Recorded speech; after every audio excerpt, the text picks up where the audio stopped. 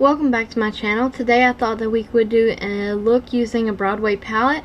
I realized that I hadn't filmed one for Ahprodite after I lost the footage on my other computer, so we're going to be working on that.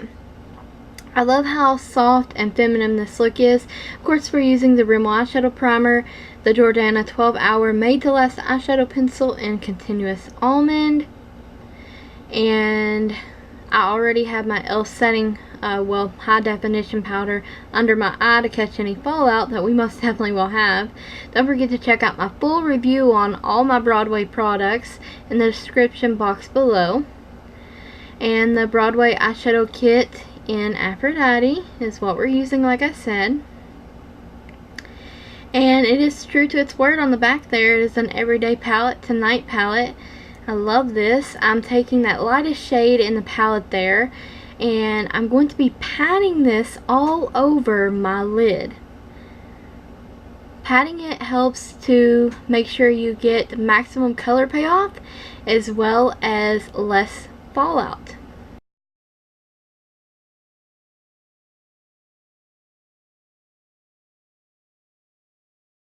Now I'm taking this light cool toned mauve. It's a matte shade also, and I'm applying this windshield wiper motion to my crease area and upwards towards the brow bone as well.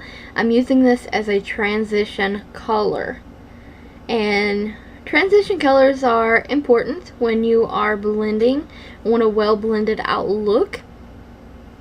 And you'll see this a lot throughout the video. I'm using the same blending brush in my crease and for outer corner and blending, and I will wipe it off on a towel. Here I am taking a dark matte shade. It's a kind of cool tone plum, and that's going to go in my outer corner and put a little bit into the crease as well. And here you're going to see, instead of me sweeping it in there or just straight putting it in there, I'm going to be kind of pouncing it, patting it into my outer corner. I like to do this with darker shades. Less fallout, more color payoff. And another reason is, little by little I will add my color, because it's way easier to apply more eyeshadow than it is to take away any eyeshadow, and it just works to your benefit when you're blending and want just a well put together look in general. Once again with the makeup towel there, and what I'm going to do now is pick up the transition color again, and that is going to help me blend out around the edges of that plum color I used. And all these shades are matte, and I really love this look. I love this so much that I actually wore it to church the next day as well. It's very beautiful, and I am loving the lipstick. So here again, picking up more color, pouncing it into the outer corner. And like I said, just kind of, I do this over and over again, just building up the color that I want and the payoff and the look, and just kind of pouncing it in the areas that I want it. And different parts of my eyeshadow looks, I do different things. Like I might sweep it, I might pat it, I might pounce it, all to get the blended effect that I personally want.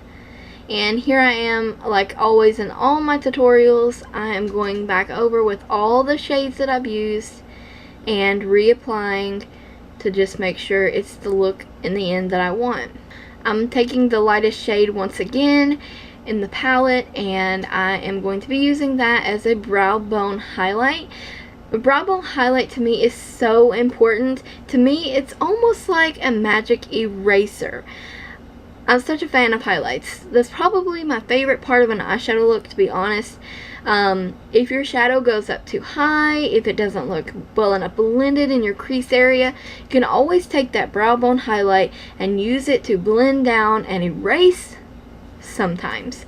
And I love that. And so I'm taking that crease transition color I used earlier and just blending that in with the brow bone, warming it back up is what I'm doing there.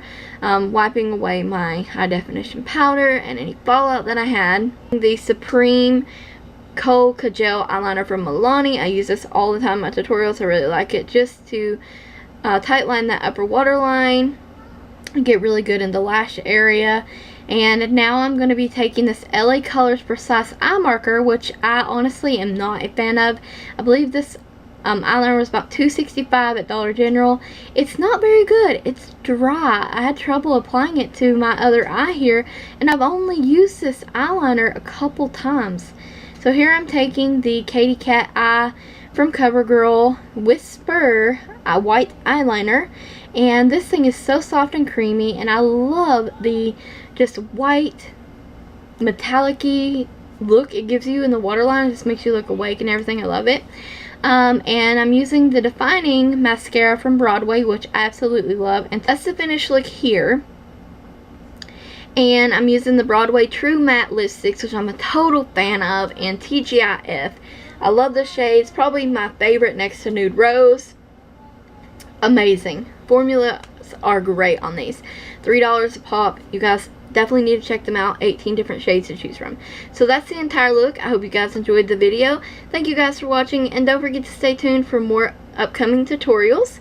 Don't forget to subscribe and ring the bell, and always check the description box for additional links. And thank you guys again for watching.